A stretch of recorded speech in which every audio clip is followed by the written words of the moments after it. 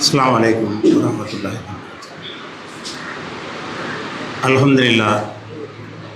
அல்ஹம்துலில்லாஹி நஹ்மதுஹு வ நஸ்தஈனுஹு வ நஸ்தக்ஃபிருஹு வ நஊது பில்லாஹி மின் ஷுரூரி அன்ஃபுஸினா வ மின் ஸய்யிஆத்தி அமாலினா மை யஹ்திஹில்லாஹு ஃபலா முதில்ல லஹு வ மை யுத்லில்ஹு ஃபலா ஹாதிய லஹு வ அஷ்ஹது அன் லா இலாஹா இல்லல்லாஹு வஹ்தஹு லா ஷரீக லஹு வ அஷ்ஹது அன்ன முஹம்மதன் அப்துஹு வ ரசூலுஹு.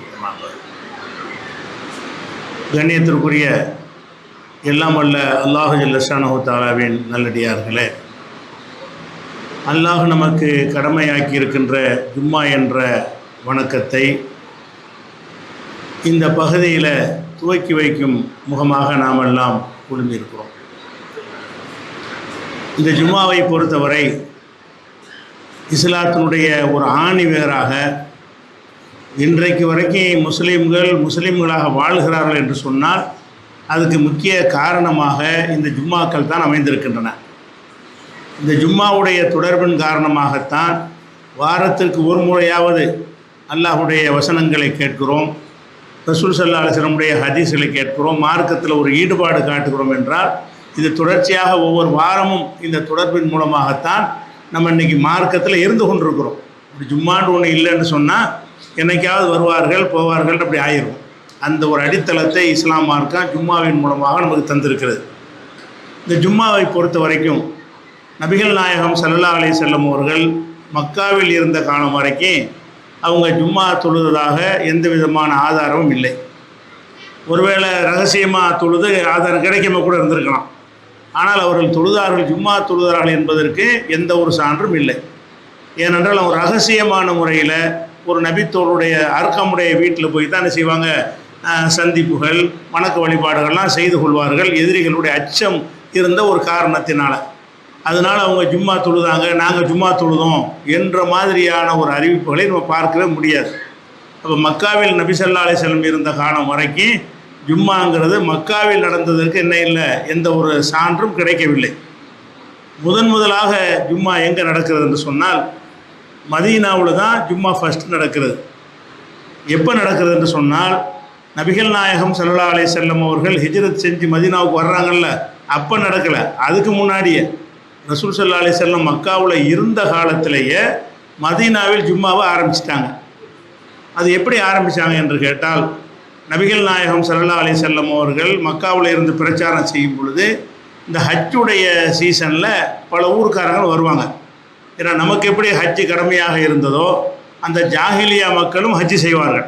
காஃபிர்கள் என்ன செய்வாங்க, இப்ராஹிம் நபியுடைய ஒரு வழிமுறை என்கிற அடிப்படையில் அவங்களும் ஹஜ்ஜு செய்வார்கள். பல பகுதிகளில் இருந்து அவங்க முறை பிரகாரம் ஹஜ்ஜு செய்வதற்காக வேண்டி பல ஊர்களில் இருந்து மக்காவுக்கு வருவாங்க. அப்படி வரக்கூடிய நேரத்தில் ரசூல் ஸல்லல்லாஹு அலைஹி வஸல்லம் என்ன செய்வாங்கன்னு கேட்டால், அந்த யாரெல்லாம் வந்திருக்கிறாங்க, எந்தெந்த ஊர்களிலேருந்து மக்கள் வந்திருக்கிறாங்க என்பதை விசாரித்து அவங்கள போய் தனியாக சந்திப்பாங்க. ஏன் அந்த நேரத்தில் சந்திக்கிறாங்க என்று கேட்டால், அந்த புனிதமான அந்த நாட்களில் அவங்க எதுவும் செய்ய மாட்டாங்க. அந்த ஹஜ்ஜுடைய காலமாக இருக்கிறதுனாலையும் புனிதமான மாதமாக இருக்கிற காரணத்தினாலேயும் இந்த மாதத்தில் நம்ம யாருக்கு எந்த தொந்தரவும் பண்ணக்கூடாது என்ற ஒரு கொள்கை அவங்களுக்கு இருந்த காரணத்தினால அவங்க எந்த ஒரு அச்சமும் இல்லாமல் சாதாரணமாக சந்திப்பாங்க. பல ஊர்களிலேருந்து மக்கள் வருவாங்க. வர்ற மக்களையெல்லாம் சந்தித்து இஸ்லாத்தை பற்றி எடுத்து சொல்லுவாங்க. அந்த அல்லாஹ்வுடைய தூதர் என்று சொல்வார்கள். அதுக்கு எந்த ஒரு அவங்க தெரிஞ்சால் கூட விட்டுருவாங்க. தெரிஞ்சால் கூட எந்த ஒரு தொந்தரவும் பண்ணாமல் இந்த மாதத்தில் ஒன்றும் செய்ய வேண்டாம். ஏன்னா அப்படி செஞ்சாங்கன்னு சொன்னால் அடுத்து ஹஜ்ஜிக்கு மக்கள் வரமாட்டாங்க. ஹஜ்ஜிக்கு வராமல் இருந்தாங்கன்னா வருவாய் போயிடும். அந்த மக்காவுடைய வருமானம் எதில் இருக்குது, அன்றைக்கு ஹஜ்ஜிக்கு வரக்கூடிய ஹாஜிகள் மூலமாக கொண்டு வந்து கொட்டப்படுற அந்த நிதி ஆதாரங்களில் தான் அவங்க வாழ்வாதாரமே ஓடிக்கொண்டிருந்தது. அதனால் வெளியூர் மக்கள் ஹஜ்ஜிக்கு வருவதை தடுக்கிற மாதிரி ஆயிரும் என்ற காரணத்தினால வெளியூர் வாசிகளை நபி ஸல்லல்லாஹு அலைஹி வஸல்லம் அவர்கள் சந்தித்தார்கள் என்று சொன்னால் அதுக்கு எந்த இடையூறும் அந்த நேரத்தில் மாத்திரம் பண்ண மாட்டார்கள். அப்படிப்பட்ட நேரத்தில் மதீனாவில் இருந்து ஒரு கூட்டத்தார் வந்து ரசூலுல்லாஹ் வந்து சந்திக்கிறாங்க. அந்த ஹஜ்ஜிக்கு வந்திருக்கிற நேரத்தில் போய் பல ஊர்க்காரங்களை சந்தித்த மாதிரி மதீனாவை சேர்ந்தவர்களையும் நபி ஸல்லல்லாஹு அலைஹி வஸல்லம் அவர்கள் சந்தித்து தாவா செய்கிறார்கள். அதில் அப்படி சந்தித்ததில் ஒரு குறிப்பிட்ட முதல்ல ஒரு 12 பேர் வருகிறார்கள், அதுக்கு பேர் 40 பேர் வருகிறார்கள். இப்படி 2-3 வருஷத்தில் கொஞ்சம் மக்கள்லாம் திரள ஆரம்பிச்சிட்டாங்க. வந்து என்ன செய்வாங்கன்னா ஒரு சந்திப்பு மாத்திரம் இல்லாமல் அவங்க களிமா சொல்லி முஸ்லீமாக ஆயிடுவாங்க. ரசூல் ஸல்லல்லாஹு அலைஹி வஸல்லம் அவர்கள் வெளியூர்லேருந்து வரக்கூடிய மக்களை சந்தித்து இஸ்லாத்தை பற்றி எடுத்து சொன்ன உடனே அவங்க என்ன செய்வாங்க, இஸ்லாத்தை அந்த மக்கள் ஏற்றுக்கொள்வார்கள். ஏற்றுக்கொண்டுட்டு மதீனாவுக்கு போயிட்டாங்களா, போன பிறகு அங்கே உள்ளவங்க ஜும்மா நடத்துகிறாங்க. ரசூல் ஸல்லல்லாஹு அலைஹி வஸல்லம் மக்காவில் தான் இருக்கிறாங்க, ஹிஜ்ரத்து பண்ணி போகலை. ஆனால் மதீனாவில் முஸ்லீம்கள் உண்டாயிட்டாங்க. மதீனாவில் இங்கே இருந்த மாதிரியான அச்சுறுத்தல் கிடையாது, மக்காவில் இருந்த மாதிரியான ஒரு பயம் அச்சுறுத்தல் கிடையாதுங்கிற காரணத்தினால அவங்க என்ன அதில் நல்ல நல்ல கோத்திரத்தார் வந்திருந்தாங்க. மதீனாவில் உள்ள தலைமைத்துவம் வாய்ந்தவர்கள்லாம் ரசூலுல்லாவை சந்தித்து இஸ்லாத்தை ஏற்றுக்கொண்ட காரணத்தினால அவங்க பயமற்று வாழக்கூடிய ஒரு நிலைமை மதீனாவில் இருந்தது. அதனால் என்ன செய்கிறாங்கன்னா ஃபஸ்ட்டு மதீனாவில் தான் ரசூலுல்லா வர்ற முன்னாடியே முதல்ல ஜும்மா வந்து நடத்தப்படுகிறது. அது யார் நடத்தினா எங்கே நடத்தினா என்பதற்கு ஒரு சம்பவம். காப் இப்னு மாலிக் என்று ஒரு சஹாபி, அவர் வந்து ஆரம்ப காலத்தில் உள்ள சஹாபி, பத்ர்லாம் கலந்து கொண்டவர். இந்த தபூக்கு போகிற கூட அவர் போகாமல் ரசூலுல்லாஹ் ஒதுக்கி வச்சுருப்பாங்கல்ல சில நாட்களுக்கு, அந்த அதில் ஒரு ஆள் அவர் காப் இப்னு மாலிக் என்பவர். அந்த சஹாபி தள்ளாத வயசு வந்த உடனே அவர் மகன் என்ன செய்வார்னா ஜும்மாவுக்கு அழைச்சிட்டு போவார். 5 வேளைக்கு போக முடியாது, பார்வையெல்லாம் குறைஞ்சி போச்சு, தள்ளாத வயசு ஆகிட்டார். வெள்ளிக்கிழமை காப் இப்னு மாலிக்குடைய மகன் என்ன செய்வார்னு கேட்டால், காப் இப்னு மாலிக் அவர்களை ஜும்மா தொழுகைக்கு பள்ளிவாசலுக்கு அழைத்து வருவார். அப்படி அழைத்துட்டு வரும்போது ஜும்மாவுடைய பாங்கு சத்தை கேட்ட உடனே அவர் காப் இப்னு மாலிக் சொல்வார், அஸத் இப்னு ஸுராரா என்பவருக்கு அல்லாஹ் அருள் செய்வானாகம்பார். பாங்கு சொன்னால் பாங்குக்கு பதிலையும் சொல்லிட்டு அவர் என்ன செய்வார்னு கேட்டால், அஸத் இப்னு ஸுராரா என்பவருக்கு அல்லாஹ் அருள் செய்வானாக அப்படின்ட்டு ஒவ்வொரு வெள்ளிக்கிழமை வரும்போது பாங்கு சத்தம் கேட்ட உடனே என்ன செய்வார், இந்த வார்த்தையை வந்து வாப்பா சொல்கிறார், காப் இப்னு மாலிக்கு சொல்கிறார் மகன்கிட்ட. அப்போ மகன் என்ன செய்கிறார், 2-3 அதை பார்த்துக்கிட்டு கேட்குறாரு, எதுக்கு அவண்டி நீங்கள் பாங்கு சொன்ன உடனே அஸத் இப்னு ஸுராரா என்பவருக்கு எதுக்கு துவா செய்கிறீங்க அப்படின்னு கேட்கும் பொழுது, அவர் தான் எங்களுக்கு முதல் ஜும்மா நடத்தினவர். அஸத் இப்னு ஸுராரா என்பவர் தான் நாங்கள் ரசூலுல்லாஹ்வை சந்தித்து இஸ்லாத்தை ஏற்றுக்கொண்டு வந்த பிறகு மதீனாவில் முதலாக எங்களுக்கு ஜும்மா நடத்தினார். இந்த பாங்கு சத்தம் கேட்டோன்னு எனக்கு அவர் யாவும் வந்துடுது அப்படிங்கிறார். எங்கே நடத்துனீங்கன்னு கேட்கும் பொழுது, மதீனாவுக்கு வெளியே உள்ள கூழாங்கற்கள் நிறைந்த ஒரு பகுதியில் நாங்கள் ஜும்மா நடத்துவோம். பள்ளிவாசல்லாம் கிடையாது, ஜும்மாண்டா பள்ளியில் தான் நடத்தணும்னா சில பேர் தப்பு வழங்கியிருக்காங்களா, அப்படிலாம் கிடையாது. பள்ளிவாசலாக தான் இருக்கணும், வகுப்பு செய்யப்பட்ட இடமா இருக்கணும், அது மாதிரி இடத்துல தான் ஜும்மா, அப்படிலாம் கிடையாது. யாருக்கும் சொந்தம் இல்லாத ஒரு பொதுவான இடம். அந்த இடத்துல போய் என்ன செய்வாங்கன்னு கேட்டால், எல்லாம் வாங்க வெள்ளிக்கிழமை தொழுத்து வந்துடுவோம் என்று அவங்களுக்குள்ளே பேசி அந்த ஜும்மா நடத்துகிறாங்க. இந்த ஜும்மாங்கிற இந்த முறையெல்லாம் வந்து அவங்களா சுயமாக செஞ்சுருக்க முடியாது. ஏன்னா ரசூல் ஸல்லல்லாஹு அலைஹி வஸல்லத்திலேருந்து பாடம் கட்டுட்டு வந்து தான் நடத்துகிறாங்க. அதனால் ரசூலுல்லாஹ்வுடைய நேரம் இதை பார்த்து அங்கீகரிச்சாங்களா நம்ம ஆராய தேவையில்லை. என்கிட்ட இப்படி புது ஒரு வணக்கத்தை அவங்க செய்கிறாங்க என்று சொன்னால், தொடர்ந்து செய்கிறாங்க என்று சொன்னால், அதை ரசூல் ஸல்லல்லாஹு அலைஹி வஸல்லம் அவர்கள் அந்த இஸ்லாத்தை ஏற்றவர்களுக்கு கிளாஸ் நடத்தி சொல்லி அனுப்பியிருப்பாங்க என்பது தான் அதில் சரியான புரிதல் என்ற வகையில் அந்த அஸத் இப்னு ஸுராரா தலைமையில் என்ன செய்கிறாங்க, காப் இப்னு மாலிக் மாதிரியான மூத்த சஹாபாக்கள் எல்லாம் ஜும்மா தொழுகையை மதீனாவில் நடத்துகிறாங்க. அப்போ முதல் ஜும்மா எங்கே நடந்துச்சுன்னு சொன்னால் மதீனாவுக்கு வெளியில் தான் நடக்கிறது. உலகத்திலே முதல் இஸ்லாம் மார்க்கத்திலேயே முதலாவது ஜும்மா தொழுகை என்பது மக்காவிலே நடக்கவில்லை, மதீனாவுடைய சிட்டியிலே நடக்கவில்லை. மதீனாவுக்கு வெளியே உள்ள ஒதுக்குப்புறமான பகுதியில் உள்ள கூழாங்கற்கள் நிறைந்த ஒரு வெட்ட வெளியில் தான் அவங்க ஜும்மா தொழுகை நடத்தியிருக்கிறார்கள். அப்போ அந்த காப் இப்னு மாலிக்குடைய மகன் கேட்பார், பாப்பாட்ட கேட்பார், சுமார் எத்தனை பேர் அந்த நேரத்தில் இருந்திருப்பீங்க, ஜும்மா தொழுதிங்களா எத்தனை பேர் இருந்திருப்பீங்கன்னு. ஒரு 40 பேர் சுமார் இருந்திருப்போம், அவ்வளோதான் ரசூல் ஸல்லல்லாஹு அலைஹி வஸல்லம் அவர்களை சந்தித்து இஸ்லாத்தை ஏற்றுக்கொண்டவர்களில் ஒரு 50-60 பேர் இருந்திருப்பாங்க. ஜும்மாவுக்கு 40 பேர் வந்திருக்கிறாங்க. அப்போ அன்றைக்கு 40 பேர் நாங்கள் இருந்தோம் என்று இவர் 40 அளவுக்கு இருந்தோம் என்று சொல்கிறார். அப்போ சின்ன 40 பேர் கொண்ட ஒரு குழுவை கொண்டு தான் முதல்ல உலகத்தில் என்ன செய்யப்படுது, ஜும்மா ஆரம்பிக்கப்படுகிறது. ஜும்மாவுடைய வரலாறில் தெரிஞ்சுக்கிற முக்கியமான விஷயம், முதல் ஜும்மா நடந்தது அந்த பள்ளிவாசலில் கிடையாது, மதீனாவிலையும் கிடையாது, மதீனாவுக்கு வெளியே உள்ள ஒரு திறந்த வழி பகுதியில் தான் நடந்தது. அந்த ஜும்மாவை கூட நபிகள் நாயகம் ஸல்லல்லாஹு அலைஹி வஸல்லம் அவர் துவக்கி வைக்கல, ஒரு சஹாபியை கொண்டு தான் அந்த ஜும்மா என்ன செய்கிறது, இஸ்லாமிய வரலாற்றில் வந்து அது இடம் பிடிக்கிறது. அதுக்கடுத்து இரண்டாவதாக எங்கே ஜும்மா நடக்குது என்று கேட்டால், நபிகள் நாயகம் ஸல்லல்லாஹு அலைஹி வஸல்லம் அவர்கள் ஹிஜ்ரத்து பண்ணி வந்துடுறாங்க, மதீனாவுக்கு வர்றாங்களா. மதீனாவுக்கு வந்தவங்க நேராக மதீனாவுக்கு வரல, மதீனாவுக்கு ஹிஜ்ரத் பண்ணி வந்தவங்க மதீனாவுக்கு வரவில்லை. மதீனாவுக்கு பக்கத்தில் உள்ள ஒரு நம்ம எக்ஸ்டென்ஷன் ஏரியா நம்ம ஊரில் இருக்கும்ல, அந்த மாதிரியான எக்ஸ்டென்ஷன் ஏரியாவாக இருக்கக்கூடிய ஒரு பகுதியில் பனு அம்ருங்கிற ஒரு கூட்டத்தார் வசிக்கக்கூடிய குபா என்று ஒரு பகுதிக்கு பேர் குபா. அந்த குபா என்கிற பகுதியில் போய் தான் முதல்ல தங்குறாங்க.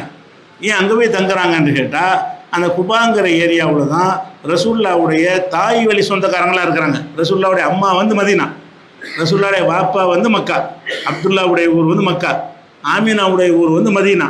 மதீனாவில் எங்கேன்னு கேட்டால் பனு அம்ருங்கிற கோத்திரத்தார் தான் ரசூல்லாவுடைய தாய் வழி கூட குலத்தார்கள். அப்போ நம்ம குலத்தை சேர்ந்தவர் வந்துட்டாருன்னு சொல்லி அவங்க வற்புறுத்தி என்ன செய்கிறாங்க, அந்த குபாவில் அங்கே தங்குங்கிறாங்க.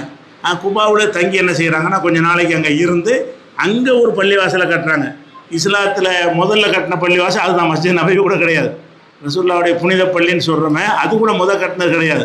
ரசூல் ஸல்லல்லாஹு அலைஹி வஸல்லம் மதீனாவுக்கு போன உடனே மதீனாவுக்கு வெளிப்பகுதியில் இருக்கக்கூடிய அந்த குபா என்கிற பகுதியில் போய் என்ன செய்கிறாங்க, ஒரு பள்ளிவாசலை வந்து அவங்க எழுப்புகிறாங்க. அந்த பள்ளிவாசலை எழுப்பி என்ன செய்கிறாங்க, அங்கேயே தொழுகையெல்லாம் நடத்துகிறார்கள், அங்கே ஜும்மாவும் நடத்துகிறார்கள். மதீனாவுக்கு வந்த பிறகு நடத்தின முதல் ஜும்மா எது, அந்த குபா பள்ளி தான். அது மஸ்ஜிதுல் ஜும்மான்ற பேர் ஒரு பள்ளிவாசல் இருக்கு. இப்போ அந்த பள்ளிவாசலுக்கு பேர் என்னது, ஜும்மா பள்ளின்னு அதுக்கு பேர். அப்போ மஸ்ஜிதுல் ஜும்மாங்கிற பேரில் ஒரு பள்ளிவாசல் இருக்கிறத அதுதான் ரசூல்லாவுடைய இந்த மஸ்ஜித் நபவியில் ஜும்மா நடத்துறதுக்கு முன்னாடி, தொழுகை நடத்துறதுக்கு முன்னாடி மதீனாவில் முதலில் கட்டப்பட்ட ஒரு பள்ளிவாசல். இந்த பள்ளிவாசலை பற்றி அல்லாஹ் என்ன செய்கிறான்னு கேட்டால், அந்த தக்குவாவுடைய பள்ளியில் தான் நிற்கணும், கெட்ட பள்ளியில் நிற்காதுன்ற ஒரு வசனத்தில் 9வது சூரானில் அதில் கூட எல்லாம் என்ன செய்வாங்க, இந்த பள்ளிவாசல் தான் பாராட்டி சொல்லுவான். ல மஸ்ஜிதுன் உஸ்ஸிஸ அல தக்வா மின் அவ்வல் யௌமின், ஆரம்ப காலத்திலிருந்த தக்வா அடிப்படையில் நிர்மாணிக்க பள்ளி தான் அஹக்வான் தக்கும பிஹி, நீ தொழுவதற்கு தகுதியான பள்ளி என்று ஒரு பள்ளியை பற்றி அல்லாஹ் சிலாகித்து சொல்கிறானே, அந்த பள்ளி இந்த பள்ளி தான். எது, குபா பள்ளி தான். அந்த குபாங்கிற பகுதியில் கட்டப்பட்ட குபா பள்ளிவாசல் என்று மக்கள் அறிந்து வச்சுருக்கிறாங்க. ஹஜ்ஜிக்கு போகிறவங்க கூட அங்கே போய் என்ன செய்வாங்க, சில தொழுகை அங்கே தொழுவருக்கு அந்த சிறப்பும் கிடையாது. மஸ்ஜித் நபவியில் உள்ளது தான் சிறப்பு இருக்கிறது. ஆனால் மக்கள் என்ன செய்வாங்க, அங்கே போய் தொழுதாலும் கூடுதல் நன்மை இருக்குது என்று நினைத்து கொண்டு என்ன செய்கிறாங்க, தொழுகிறாங்க. அப்போ மஸ்ஜித் குபாவில் தான் ஃபஸ்ட்டு வந்து ஜும்மா நடத்தப்படுது. மதீனாவில் நடத்துகிற உலகத்தில் நடத்தப்பட்டதுன்னா 2வது ஜும்மான்னு வைத்துக்கொள்ளலாம். நபிகள் நாயகம் நடத்தின முதல் ஜும்மா எதுன்னு கேட்டால் அந்த குபாவில் தான் அந்த ஜும்மாவை அவங்க நடத்துகிறாங்க. அதுக்கு பிறகு என்ன ஆச்சுன்னா, கொஞ்சம் நாளைக்கு அங்கே சில நாட்கள் தங்கி இருந்த பிறகு இதை விட முக்கியமான பிரதானமான பகுதியில் நம்ம இருந்தால் நல்லா இருக்கும், அந்த ஊரின் மையப்பகுதியில் நம்ம இருக்க வேண்டும், அங்கே போய் இருந்தால் தான் தாவாவுக்கு மற்ற எல்லாத்துக்கும் சரியாக இருக்கும் என்பதற்காக வேண்டி தான் இந்த மதீனாவில் இப்போ மஸ்ஜித் நபவி இருக்குல்ல, அந்த பகுதிக்கு வந்து என்ன செய்கிறாங்கன்னா அங்கே மாற்றிக்கிறோமேன்னு சொல்லி வர்றாங்க. வந்து ஒரு அனாதைகளுக்கு சொந்தமான ஒரு இடம் இருந்தது. அதை ரசூல்லா என்ன செய்வாங்க, விலைக்கு கேட்பாங்க. சும்மா தர்றோம்பாங்க அந்த சகோதரர்கள், சும்மா வாங்க மாட்டேன், விலைக்கு தான் வாங்குவேன் என்று சொல்லி விலை கொடுத்து, ரசூல்லா சொந்த காசை கொடுத்து விலை கொடுத்து வாங்கி அந்த இடத்தில் தான் மஸ்ஜித் நபவின்னு இப்போ சொல்கிறோம்ல, அந்த பள்ளி வாசல் கட்டப்பட்டுச்சு. அங்கே நடத்து 3வது ஜும்மா. முதல் ஜும்மாங்கிறது ஊருக்கு வெளியே நடத்துது. 2வது ஜும்மா என்பது அதுவும் ஊருக்கு வெளியே உள்ள குபாங்கிற பள்ளியில் நடந்தது. மஸ்ஜித் நபவியில் நடத்தின ஜும்மா வந்து 3வது ஜும்மா தான். அது முதல் ஜும்மா கிடையாது. அங்கே தான் ஜும்மாவை கொண்டு சொல்ல ஆரம்பித்தாருன்னு கிடையாது. அதுக்கு முன்னாடி 2 ஜும்மாக்கள் வந்து நிகழ்த்தப்பட்டு கொண்டு இருந்தது. இது ஒரு ஜும்மாவுடைய வரலாறில் அறிந்து கொள்ள வேண்டிய ஒரு விஷயம். அடுத்ததாக மதீனாவை தவிர வந்த பிறகு 2 இடத்துல ஜும்மா, ஒன்று மதீனா, இன்னொன்று குபா. அங்கே தானே முஸ்லீம் இருக்கிறாங்க. ஜும்மா நடத்துகிறாங்க, முஸ்லீம் சமுதாயம் இருக்கணும், மக்கள் இருக்கணும், அதுக்கு தலைமை இருக்கணும், அதெல்லாம் இருந்தால் தான் ஜும்மா நடத்த முடியும். உலகத்தில் எங்குமே ஜும்மா கிடையாது. ரசூல் ஸல்லல்லாஹு ஹிஜ்ரத் பண்ணி வந்த உடனே அவங்க வந்து எல்லா ஊர்லையும் இஸ்லாம் பரவலை, அவங்களே விரட்டப்பட்டு மதீனாவுக்கு வர்றாங்க. அங்கே மக்காவில் ஜும்மா நடத்த முடியாது, மதீனாவில் தான் நடத்த முடியும். எப்போ மற்ற ஊரெலாம் நடத்த முடியும் என்று கேட்டால், பல பகுதியில் உள்ளவர்களும் இஸ்லாத்தை தழுவி அங்கே ஒரு ஜமாத்துகள், அங்கே ஒரு கூட்டம் உருவான பிறகு, முஸ்லீம்கள் சமுதாயம் உண்டான பிறகு தான் ஜும்மா நடத்த முடியும் என்கிற காரணத்தினால ரசூல் ஸல்லல்லாஹு அலைஹி வஸல்லம் அந்த வாழ்ந்த ஆரம்ப காலத்தில் வந்து இந்த 2 ஜும்மா தான் நடந்துச்சு மதீனாவில். ஒன்று மஸ்ஜித் நபவி, இன்னொன்று இந்த குபாங்கிற ரசூல்லா முன்னாடி ஆரம்பித்து வச்சாங்கல்ல, அந்த தெருவில் நடத்துகிற ஜும்மா விட்டுட்டாங்க. அது கண்டினியூவாக நடக்கலை. அந்த ரசூல்லா வருவதற்கு முன்னாடி தான் ஊருக்கு வெளியில் கூழாங்கல் பகுதியில் போய் செஞ்சாங்களே தவிர, பள்ளிவாசல்னு வந்த பிறகு தேவைகள் விட்டுட்டாங்க. இருந்தது 2 ஜும்மா தான். அதுக்கு பிறகு ஜும்மாண்டு எப்போ மறுபடியும் வெளியில் பரவுது என்று கேட்டால், ரசூல்லா அப்படி முகமதுன்னு வந்துட்டாராம், அவர் அல்லாஹ்வுடைய தூதருங்கிறாரு, இப்படி கேள்விப்பட்டு பல ஊர்களில் இருந்து என்ன செய்வாங்கன்னா சந்திக்க வருவாங்க. எதுக்கு சந்திக்க வருவாங்கன்னு கேட்டால், இஸ்லாத்தை ஓரளவுக்கு புரிந்து ஏற்றுக்கொள்வதற்கும் வருவார்கள், அல்ல அறிந்து கொள்வதற்கு. என்ன இவர் சொல்கிறாரு கேட்போமே, சும்மா சந்திச்சுட்டு போயிடுறது. என்ன உங்கள் கொள்கை என்ன, எதுன்னு நீங்கள் சொல்கிறீங்க, எதுக்கு உங்களை விரட்டி விட்டாங்க, எதுக்கு நீங்கள் இங்கே வந்து கஷ்டப்படுறீங்க, உங்கள் கொள்கை என்ன என்று கேட்பதற்காகவும் பல பகுதிகளில் இருந்து சஹாபாக்கள்லாம் பல அன்றைக்கு உள்ள நபித்தூழர்கள்லாம் வருவாங்க. அப்படி வந்ததில் அப்துல் கைஸ் என்று ஒரு கூட்டத்தார் இருந்தாங்க.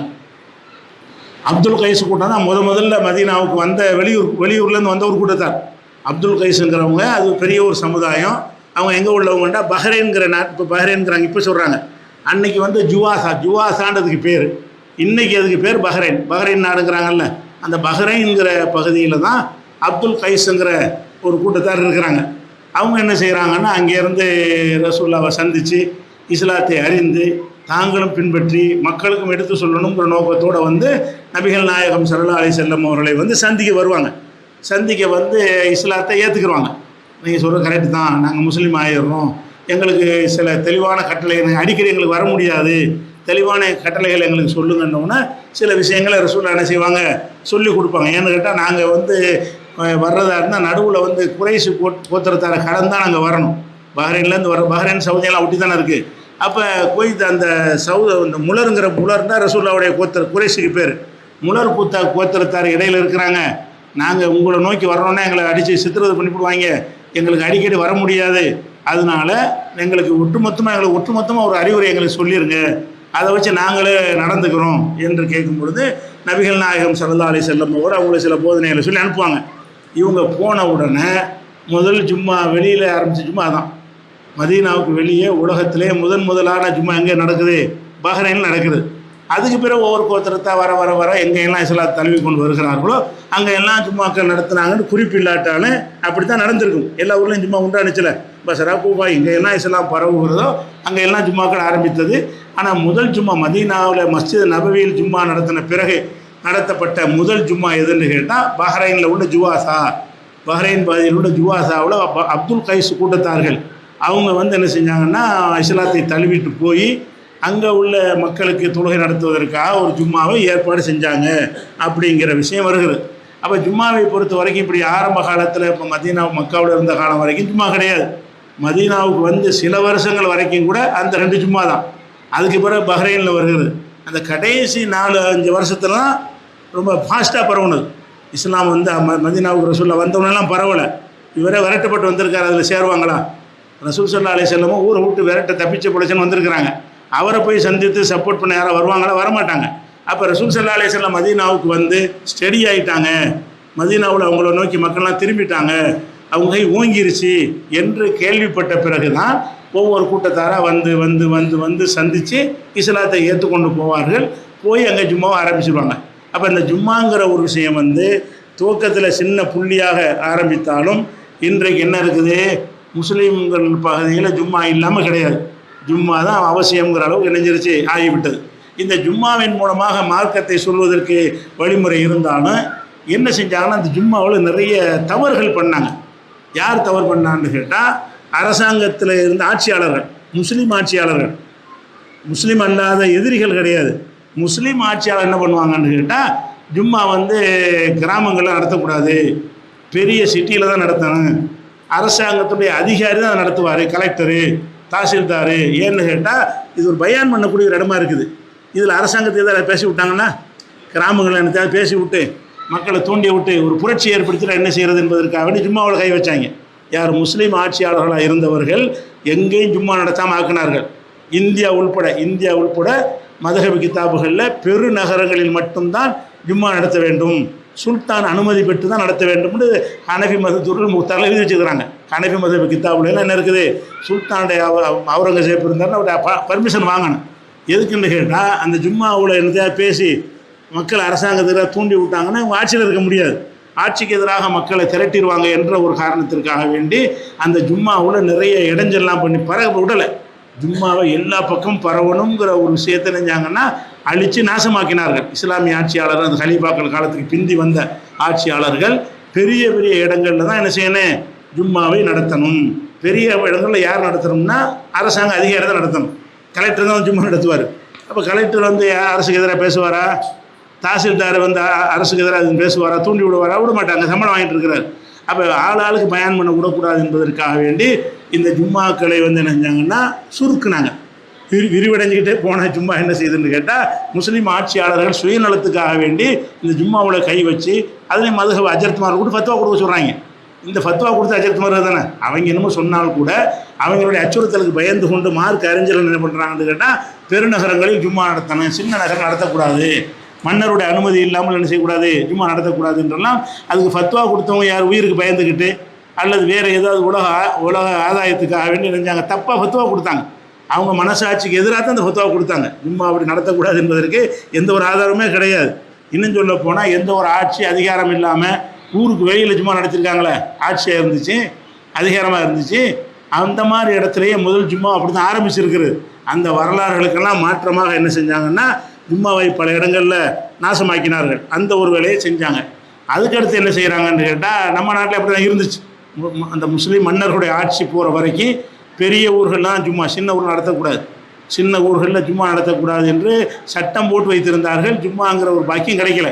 எப்பயும் இவங்களுடைய ஆதிக்கம்லாம் எடுபட்டு போச்சு. இன்றைக்கி கூட எடுத்துக்கிட்டிங்கன்னா அரபு நாடுகளில் ஜும்மா நடத்துகிறாங்க, எல்லாத்துக்கும் அனுமதி கொடுப்பாங்க. எப்படி அனுமதி கொடுப்பாங்கன்னு கேட்டால், அந்த வாரம் என்ன பேசணும்னு பிரிண்ட் அவுட் எடுத்து அஜித்தில் கொடுத்துருவாங்க. அந்த பேப்பரை வச்சு தான் படிக்கணும். அது எல்லா பள்ளியும் ஒரே மாதிரி பேசுவாங்க. என்ன பேசணும் என்பதை யார் முடிவு செய்வா? எதுக்கு இந்த ஜும்மாவை அல்லாஹ் நமக்கு தந்திருக்கிறான், எதுக்கு ஆக்கிட்டாங்கன்னு பாருங்கள். மன்னர் என்னென்ன வார்த்தையெல்லாம் வரக்கூடாத வார்த்தையெல்லாம் குறிப்பிடுவாங்க.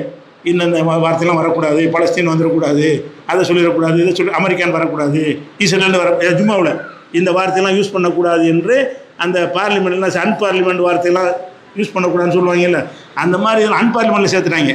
இஸ்லாம் சம்மந்தப்பட்ட விஷயத்தை பேசுகிறதா இருந்தால் இதெல்லாம் நீங்கள் பேசக்கூடாது என்று சொல்லி சேர்த்து போட்டு அந்த ஜும்மாவுடைய உரைகளை பிரிண்ட் அவுட் எடுத்து என்ன செய்யும், வியாழக்கிழமை எல்லா இமாம்களுக்கும் போயிடும். அவர் நல்ல மனப்பாடம் பண்ணி அதை கையில் வச்சுட்டு என்ன செய்வார், மனப்பாடமாக பண்ணுற மாதிரி பண்ணுவார், பார்த்தா படிப்பார். அது ஜும்மாவுடைய உரையில் எல்லாம் ஒரே மாதிரியாக இருக்கும். ஒரே மாதிரி ஒன்று அனுப்புறதுக்கு போல் என்ன செய்வாங்கன்னா ஒரு 5 அனுப்புவாங்க, அதில் ஒன்று தேர்ந்தெடுத்துக்குவார் அவர். அதனால் டிஃப்ரெண்ட்டாக இருக்கும் உங்களுக்கு. 5 உரை அனுப்பி இதில் ஒன்றை நீங்கள் பேச வேண்டும் அப்படிங்கிறப்ப ஜும்மா என்பதை ஒரு அழகான ஒரு மீடியாவை, மக்களுக்கு சத்தியத்தை சொல்லக்கூடிய ஒரு மீடியாவை என்ன செஞ்சாங்கன்னு கேட்டால், அவங்க கெட்டதுக்கு பயன்படுத்தினார்கள். இதனுடைய நன்மை மக்களுக்கு போய் சேருவதற்கு தடையாக நின்றார்கள். இன்னும் சொல்ல போனால் நம்ம பகுதிகளில் கூட என்ன செய்வாங்கன்னு கேட்டால், ஜும்மா தமிழில் நடத்தக்கூடாதும்பாங்க, அரபியில் தான் நடத்தணும். ஜும்மா உரையெல்லாம் என்ன செய்யுது, நாங்கள் சின்ன பிள்ளையாக இருக்கும்போதெல்லாம் குத்துபா அரபியில் தான் பண்ணுவாங்க. யாருக்கு விளங்க, அஜர்த்துக்கும் அரபி தெரியாது, அதுக்கு ஒரு புக்கு போட்டுருக்குறாங்க, பார்த்து வாசிப்பார் தான். அவருக்கு அரபி தெரியாது, அரபியில் சரளமாக பேசக்கூடாதுன்னு தெரியாது, வாசிக்க தெரியும். அவர் குத்துபா கித்தாப்னு ஒன்று போட்டிருப்பாங்க. அது ரபியுல் அவ்வலுக்கு உள்ளது 4 குத்துபா, ரபியுல் ஆஹிருக்கு 4 குத்துபான்னு அது முதல் வாரம் 2ஆம் வாரம்னு போட்டிருப்பாங்க. அஜர்த்து என்ன செய்வார்னா அந்த புக்கை வச்சுக்கிட்டு என்ன செய்வார், நம்ம காலித் அலி இம்சாவெலாம் ஜும்மா பார்த்து தான் படிப்பார். அந்த ஜும்மாவுடைய உரைகளை அப்படி தான் நடத்தி கொண்டு இருந்தாங்க. அதில் என்ன இருக்குது, மக்களுக்கு எதுவுமே விளங்கிடக்கூடாது. அதையும் செஞ்சாங்கன்னு கேட்டால் முத்தவள்ளிமார்கள் என்னத்தையா பேசி விட்டு போயிடாத, அங்கே நமக்கு எதிராக மக்கள்லாம் வந்துடக்கூடாது, விலங்குகளை என்னை அரபியில் வாய்ச்சி விட்டு போ அப்படிங்கிற ஒரு நிர்பந்தத்துக்கு என்ன செஞ்சாங்கன்னு கேட்டால், அந்த மாதிரி அரபியில் எழுதப்பட்ட சில ஹுத்பா புஸ்தகங்களை வைத்து கொண்டு அதை செஞ்சாங்க. ஹுத்பாவில் போய் மார்க்கத்தை அறிந்து இருப்பார்களே. ஆனால் இப்போ நம்ம கஷ்டப்படுறோம்ல, ஷிர்க்கிலிருந்து விதத்திலிருந்து மக்களை மீட்டெடுப்பதற்கு எவ்வளோ பாடுபடுறோம், இது தேவை இருந்திருக்காது. ஒழுங்காக வார்த்தைக்கப்பட்டு வந்திருப்பாங்க. பள்ளிவாசலுக்கு போகிறோம், அவர் அரபி நடத்தி வாசிப்பார், திருப்பி நீங்கள் வந்துடுவீங்க. அதில் என்ன நன்மை உங்களுக்கு, ஒரு செய்தியும் கிடைக்காது, மார்க்க சம்பந்தமான எந்த ஒரு அறிவுமே கிடைக்காது. அந்த மாதிரி எந்த அளவுக்குலாம் இருக்கும் என்று கேட்டால், அந்த ஹுத்பா கித்தாப் இன்றைக்கி வச்சு பாருங்கள், மதரசா எந்த ஊர்களெல்லாம் அரபியில் அந்த ஹுத்பா ஓதுறார்களோ அந்த ஹுத்பா கித்தாப் எடுத்து பார்த்தீங்கன்னு சொன்னால் அதில் அந்த ராஜாக்களை எல்லாம் பாராட்டி வரும். எங்களுடைய ராஜாவுடைய இந்த ராஜாவுடைய ஆட்சியை வலுப்படுத்தி வைப்பாயாக, அல்லாஹும் ஐயீது முல்கஹு சுல்தானஹு வாப்பிது அதுலஹு எஹசானஹு, யாரெல்லாம் இந்த மன்னர்னா இப்போ மோடிக்கு சொல்கிறாங்க, இப்போ வாசிக்கிறாங்க, இந்த ராஜாவுடைய ஆட்சியை வலுப்படுத்துவாயாக. அதை உட்காந்து படிக்கிறாங்க. ஜும்மா உரையில் வந்துக்கிட்டு என்ன சொல்கிறோன்னு விளங்காமல் இங்கே ஆட்சியங்களாக இருக்குது, அவனுடைய ஆட்சியை வலுப்படுத்தி வைப்பாயாக, நிலைக்க செய்வாயாகன்னு அதுக்கு அர்த்தம் இவருக்கும் தெரியாது. அப்போ இந்த ஹுத்பா என்கிற பேரில் என்ன செய்கிறாங்கன்னு கேட்டால், இந்த கிதாபுகளை வைத்து என்ன செய்கிறது, படிக்கிறாங்களே தவிர, இன்னும் சொல்ல போனால் பெரிய உலமாக்களுக்கு மத்தியில் பெரிய பயங்கரமான கர்பலா அளவுக்கு சண்டை. இது தமிழ் மொழியில் ஹுத்பா செய்யலாமா இல்லையா என்று இந்த தௌஹீதெல்லாம் வருவதற்கு முன்னாடி பெரிய சண்டை நடந்து, ராஜகிரிங்கிற ஊரில் எல்லா உலமாக்களும் கூடி கடைசியாக அவங்க தமிழ்லையும் செஞ்சுட்டு போகிறாங்க, அரபிலையும் கொஞ்சம் செஞ்சுட்டு தமிழ்லையும் செய்யட்டும்னு அப்போ ஒரு ஃபத்வா கொடுத்தாங்க. அதுக்கு பிறகு தான் தமிழில் இந்த பயான் பண்ணக்கூடிய சில நிலைமைகள் உண்டானே. அதுக்கு ஹராம் ஆகிட்டு இருந்தாங்க. தமிழ் காபீர் பாஷை, தமிழ் வந்து இஸ்லாமியர் பாஷையில் காஃபிர் பாஷையில் எப்படி மெம்பரில் இருந்துட்டு பேசுகிறது என்கிற மாதிரியெல்லாம் மக்களை மூலச்செலவு பண்ணி அழகான ஒரு மீடியா இந்த ஜும்மாங்கிறது மூலமாக மக்களை எவ்வளவோ நல்வழிப்படுத்தலாம். அந்த வாசலெல்லாம் அடைத்தார்கள். இப்போ அல்லாஹ்வுடைய எழுச்சியினால் அவங்க வேறு கருத்தில் உள்ளவங்க கூட தமிழில் பேசுகிறாங்க. இப்போ அந்த எழுதுனதை வச்சு படிக்கிறது இல்லை, சுயமாக சில மார்க்க கருத்தில் என்ன செய்கிறாங்க, இன்றைக்கி பேசுகிறார்கள். அதில் என்ன செய்கிறாங்கன்னு கேட்டால் இன்னொரு தவறும் செய்கிறார்கள். இந்த ஜும்மாவை பெண்கள் அனுமதிக்கிறது கிடையாது. ஜும்மாவுக்கு பெண்கள் வர வேண்டிய அவசியம் இல்லை, வெறுமனா வீட்டில் தொழுது கொள்ளலாம். ஆனால் பள்ளிவாசலுக்கு வர விரும்பினார்கள்னா நம்ம அனுமதிக்கணுமா இல்லையா? ரசூலுல்லாஹ் என்ன சொன்னாங்களா, தமனோ இமா அல்லாஹிரல் மசாஜிது, பள்ளிவாசலுக்கு பெண்கள் வந்தார்கள்னா தடுக்காதீங்க. பெண்கள் பள்ளிவாசலுக்கு வந்தாங்கன்னா என்ன செய்யக்கூடாது, தடுக்கக்கூடாது என்று ரசூலுல்லாஹ் தடை செஞ்சுருந்தாங்க. ரசூலுல்லாஹ்வுடைய காலத்தில் 5 வேளை தொழுகைக்கும் பெண்கள் ஆண்கள் அளவுக்கு வரமாட்டாங்க, ஆனால் வருவாங்க. யாருக்கு கொஞ்சம் வசதி வாய்ப்பு இருக்கிறதோ ஃப்ரீயாக இருக்கிறாங்களோ அவங்க வருவாங்க.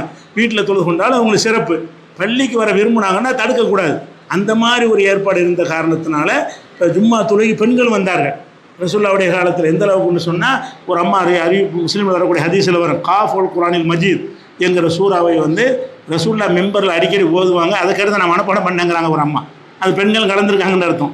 அப்போ ஜும்மாவுடைய உரையில் ரசூலுல்லாஹ் அந்த காஃபுல் குரானில் மஜீதுங்கிற அந்த சூறாவை அடிக்கடி ஓதுவார்கள்.